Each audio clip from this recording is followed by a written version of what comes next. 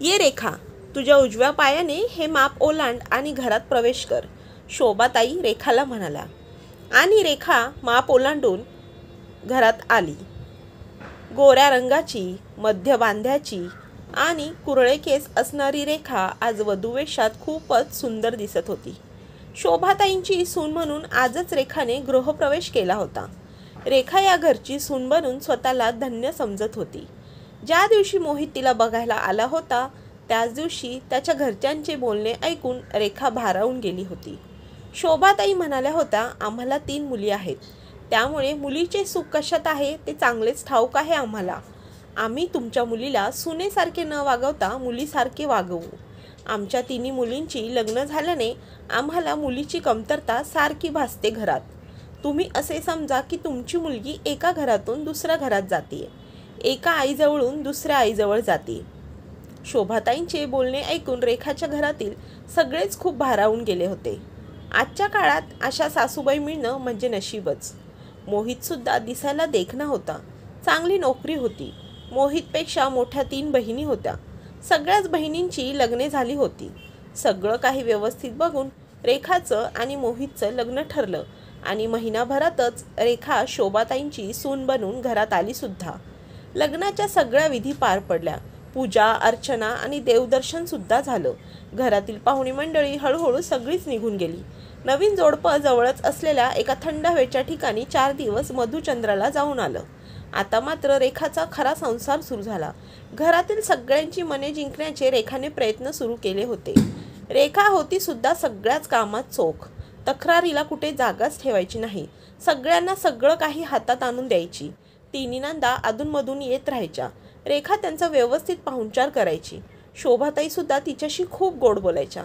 सगळं काही सुरळीत सुरू होतं. पण एकदा रेखा सकाळी लवकर उठली आणि तिला अचानक गरगरायला लागलं. तशी ती पुन्हा अंथरुणात शिरली. शिरल्या तिला जरा झोप लागली. थोड्या वेळाने मोहित उठला आणि खोलीच्या बाहेर गेला. बाहेरून आत आला तोच रागाने फणफणत. आत येऊन त्याने रेखाच्या अंगावरील अंथरूण काढून मोठ्याने जमिनीवर फेकले. त्यासरशी रेखाला पटकन जाग आली. ती खाडकन झोपेतून जागी होत मोहितकडे पाहू लागली. तितक्यात मोहित तिला म्हणाला, तुला काही झोपा काढण्यासाठी लग्न करून घरात नाही आणलंय मी. तू इथे झोपा काढत आहेस आणि माझी आई तिकडे किचनमध्ये राबते. चल उठ आणि लाग कामाला. आणि यापुढे माझी आई काम करताना दिसता कामा नये. नेमकं काय होते हे रेखाला कळतच नव्हतं. एरवी प्रेमाने बोलणारा मोहित आज कोणत्या पद्धतीने बोलतोय हे तिच्या लक्षातच येत नव्हते. त्याच्याशी काय बोलावे हे सुद्धा तिला कळत नव्हते. आपल्याला उठायला उशीर झाला हे तिच्या लक्षात आले, पण थोडासा उशीर झाल्याने मोहित असा रिॲक्ट करेल हे तिच्या ध्यानीमनीही नव्हते. कारण आजवर मोहित तिच्याशी कधीच या पद्धतीने बोलला नव्हता. ती पटकन उठली, बाथरूममध्ये जाऊन थंड पाण्याने आंघोळ केली आणि किचनमध्ये गेली. तोवर सासूबाईंचा चहाच उकळलेला नव्हता. ती गेली आणि सासूबाईंना म्हणाली, तुम्ही बसा, मी आणते चहा गाळून. अगं आलीस का तू? खूपच लवकर आलीस. थोडा वेळ झोपायचं असतं आणखी. थकतेस हो दिवसभर काम करून. सासूबाईच्या बोलण्यातला उपरोधिकपणा रेखाच्या लक्षात आला होता. सासूबाई सुद्धा अशा बोलू शकतात हे तिला नव्याने कळले होते. ती काहीही न बोलता काम करत होती. सगळं काही आवरून आणि चहा नाश्ता करून मोहित ऑफिसला जायला निघाला. रेखाने घाईने त्याला टिफिन नेऊन दिला. त्याने टिफिन घेताना तिच्याकडे साधे पाहिले सुद्धा नाही. सरळ दुर्लक्ष करून निघून गेला. रेखा मात्र दिवसभर त्याच्या वागण्याचा विचारच करत राहिली. आजवर नेहमीच प्रेमाने बोलणारा मोहित आज असा का बोलला असेल हे तिला अजूनही कळले नव्हते. दिवसभर ती तशाच मनस्थितीत कामे करत होती. मध्ये मध्ये तिला गरगरल्यासारखे वाटत होते. तेव्हा थोडा वेळ बसून नंतर पुन्हा कामाला सुरुवात करायची. दुसऱ्या दिवशी सुद्धा तिला बरे वाटले नाही. तेव्हा तिने मोहितने ऑफिसला जाताना तिला दवाखान्यात नेले. त्या डॉक्टरांनी सांगितले की रेखा आई होणार आहे. आई होणार या बातमीने रेखा खूप आनंदून गेली. मोहित आणि घरातले सुद्धा आनंदी होते. बातमी ऐकून मोहितच्या बहिणी सुद्धा आवर्जून घरी भेटायला आल्या. रेखा सुद्धा आनंदाने त्यांचा पाहुणचार करत होती. मोहितच्या बहिणी दिवसभर गप्पा करीत संध्याकाळी छान बाहेरून फिरून येत. कधी शॉपिंगला जात. तोवर त्यांच्या मुलांना रेखा सांभाळत असे. रेखाला त्या घरकामात काहीच हातभार लावत नसत. आधीच इतकी कामे आणि त्यात गर्भारपण, त्यामुळे रेखा दिवसभरात पार थकून जाई. पण चेहऱ्यावर मात्र थकवा अजिबातच दाखवायची नाही. सगळीकडे प्रसन्न चित्ताने वावरायची. एकदा रेखाची तब्येतीमुळे तिच्या कामात दिरंगाई व्हायला लागली तेव्हा ते सगळेच तिला बोल देऊ लागले होते. मोहित बरेचदा तिला म्हणाला होता की काम करणार नाहीस तर तुला कशाला आणलंय लग्न करून म्हणून. म्हणजे घरात बायको किंवा सून फक्त काम करण्यासाठी म्हणूनच आणायची होती का ह्यांना? त्या व्यतिरिक्त वेगळं असं अस्तित्व नाही का बायकोचं, असा तिला प्रश्न पडला. आता मात्र तिला या सगळ्यांची चीड आली. सासूबाई नेहमीच म्हणायच्या की आम्ही सुनेला मुलीसारखं वागवू आणि प्रत्यक्षात त्यांच्या मुलीसाठी आणि सुनेसाठी वेगवेगळे नियम होते. इतर वेळी नाही निदान आपल्या या अवस्थेत तरी आपल्याला समजून घ्यायला हवं होतं. आपल्याला कामात थोडी मदत करायला हवी होती. आपल्याला मानसिक आधार द्यायला हवा होता असे रेखाला वाटून गेले. त्यानंतर रेखाने घरात कोणालाच काही काम सांगितले नाही. जसं होईल तसं ती स्वतःच करायची. अगदी यंत्रवत काम करायची. कोणाशी जास्त बोलणे नाही, काही नाही. 8 दिवस राहून तिच्या नंदा परत गेल्या. सगळं काही पूर्ववत सुरू होतं. पण रेखाच्या वागण्यात एक वेगळाच शुष्कपणा आला होता. मोहितच्या किंवा शोभाताईंच्या ते अजिबातच लक्षात आले नव्हते किंवा तिच्या मनस्थितीचा त्यांनी कधी फारसा विचारच केला नव्हता. असे दिवस जात होते. रेखाला आता 5वा महिना लागला होता. सुदैवाने तिला काहीही त्रास होत नव्हता. ती हळूहळू घरातील सगळीच कामे करायची. शोभाताई मात्र घरातील कामांकडे साफ दुर्लक्ष करत. पण घरात कोणी पाहुणा आला की त्यांच्यासमोर मात्र रेखाचा खूपच लाड करत. तिला जाग्यावर पाणी आणून देत. सगळेजण शोभाताईंचे खूप कौतुक करायचे. शोभाताई सुनेला अगदी मुलीसारखं वागवतात म्हणून. एकदा शोभाताई पायऱ्या उतरताना घसरून पडल्या. फारसे काही लागले नव्हते तरी पण पायाचे एक हाड मोडले होते. शोभाताईंच्या पायाला प्लास्टर लागले होते. शोभाताई आता अंथरुणावर आल्या होत्या. रेखा त्यांची सेवा करत होती. त्यांच्या 3 मुली आपापल्या मुलांसमवेत आईला भेटायला आल्या. पुन्हा रेखाच्या अंगावर घरातील सगळीच कामे पडली. रेखा सगळी कामे निमूटपणे करत होती. रात्री सगळ्यांचे जेवण पार पडल्यावर सगळी आवराआवर करून रेखाने सुद्धा तिचे जेवण गरम करायला घेतले. नेमके तेच स्वयंपाकघरात कसल्याशा कामासाठी आलेल्या तिच्या नंदेने ते पाहिले आणि लगेच मोहितच्या कानात काहीतरी सांगून आली. मोहित लगेच किचनमध्ये आला. रेखाने नुकतेच ताट वाढून घेतले होते. तिला पाहून तो रागाने म्हणाला, काय ग, तिकडे माझी आई आजारी आहे, अंथरुणावर पडून आहे आणि तू इकडे काहीच न झाल्यासारखी मजेत जेवत आहेस. मलाही आईची काळजी आहे आणि जेवणच तर करते ना, यात काय जगा वेगळं आहे. तुम्ही सुद्धा सगळेजण जेवलातच ना माझ्या आधी, रेखा म्हणाली. काहीच न झाल्यासारखी जेवण गरम करून घेत आहेस. ताटात गोड पदार्थ घेतला आहेस. तिकडे माझ्या बहिणी बिचाऱ्या आईजवळ बसून आहेत तिला बरं वाटावं म्हणून, आणि तू इकडे मजेत जेवत आहेस. माझी आई तुला स्वतःच्या मुलीसारखं समजते. पोटच्या मुलीसारखा जीव लावला तुला. तुझी स्तुती करताना ती अजिबात थकत नाही आणि तू पाठीमागे अशी वागतेस माझ्या आईच्या, मोहित रागाने म्हणाला आणि पाय आपटत तिथून निघून गेला. रेखा मात्र हातातला घास पुन्हा ताटात ठेवून विचार करू लागली. खरं तर तिने काही चुकीचं केलेलं नव्हतं.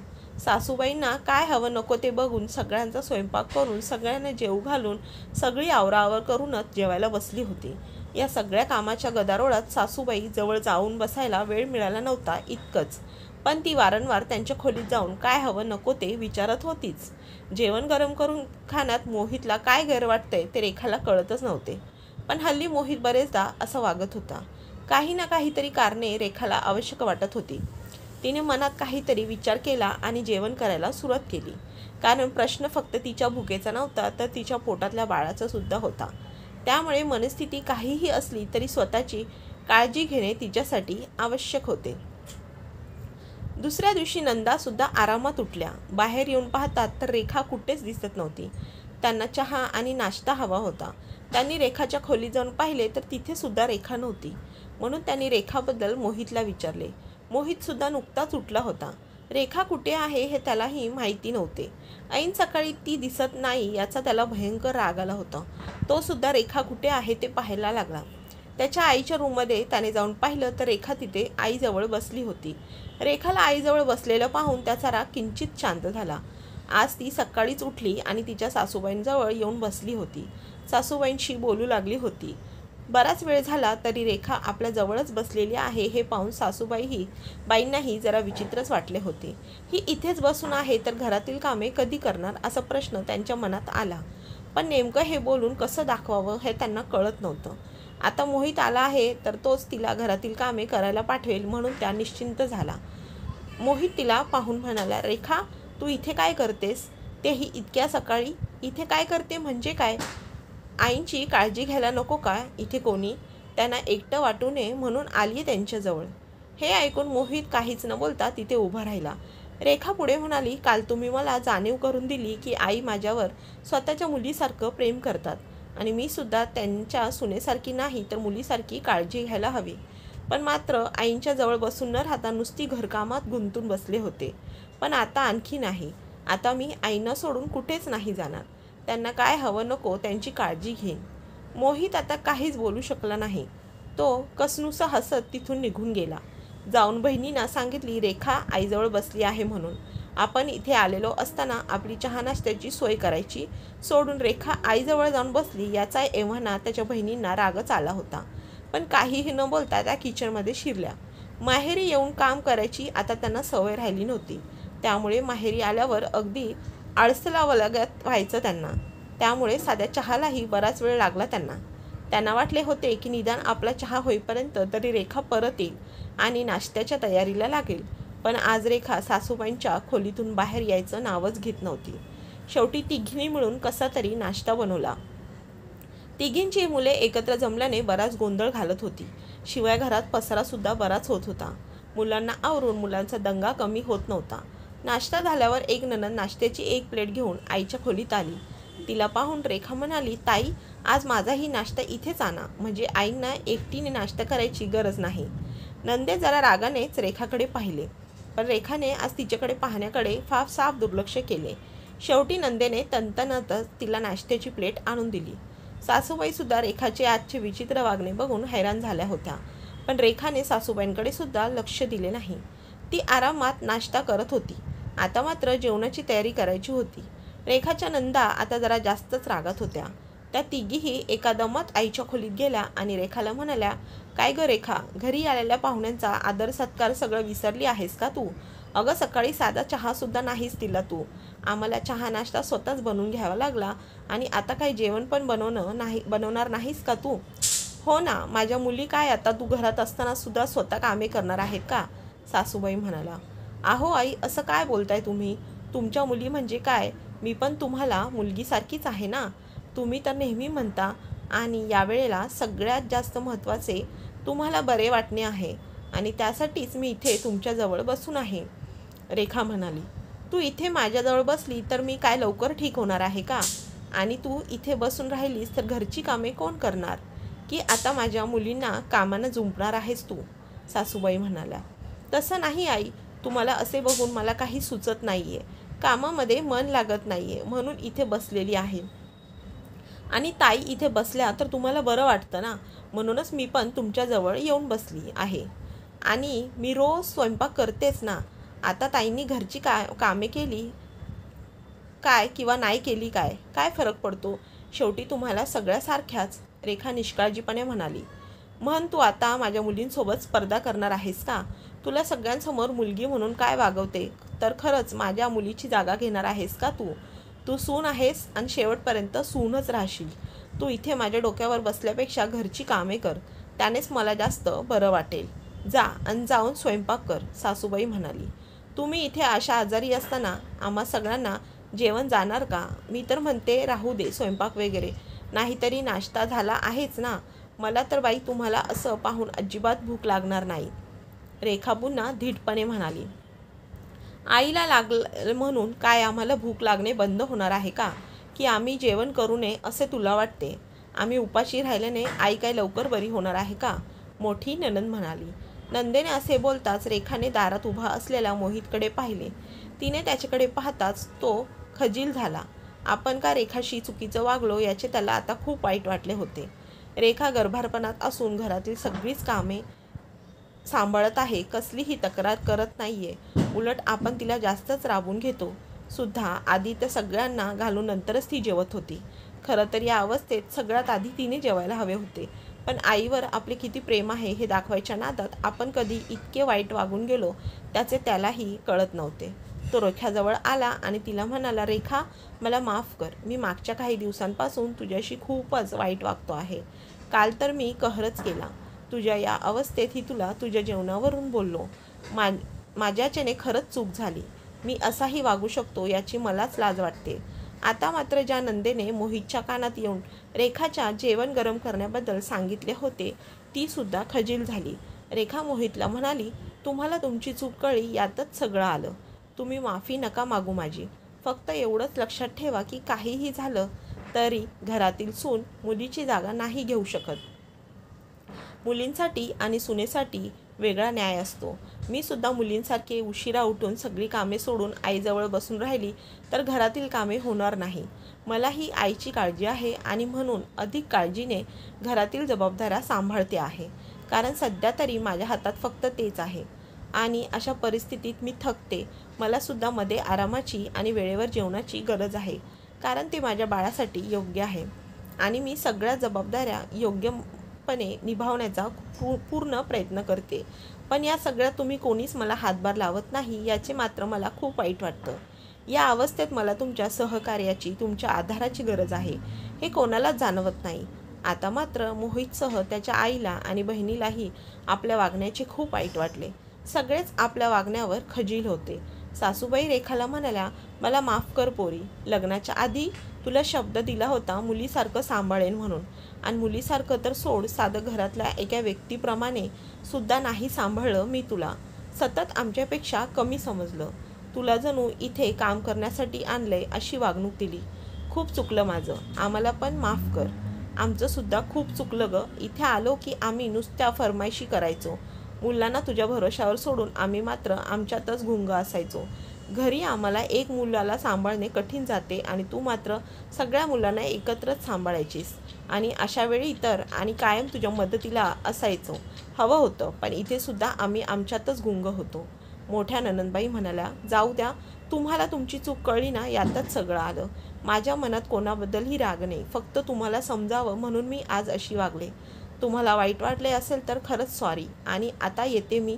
स्वयंपाक करायचा बाकी आहे अजून. रेखा हसून म्हणाली, नाही रेखा, आज तू स्वयंपाक करायचा नाहीस. आज सगळं आम्ही करणार आणि आम्ही जोवर इथे आहोत तोवर आम्ही तुझ्यासोबत प्रत्येक कामाला हातभार लावू. छोटी नणंद म्हणाली, नाही ताई, खरंच मी करेल सर्व.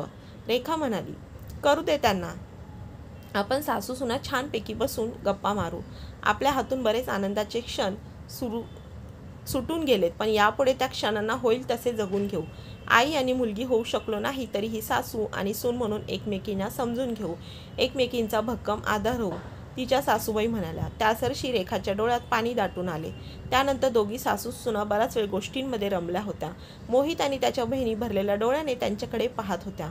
तर मित्रांनो, आजची आमची स्टोरी कशी वाटली कमेंट बॉक्समध्ये नक्की कळवा आणि अशाच नवनवीन स्टोरी ऐकण्यासाठी आमच्या चॅनलला लाईक, शेअर आणि सबस्क्राईब करायला विसरू नका. धन्यवाद.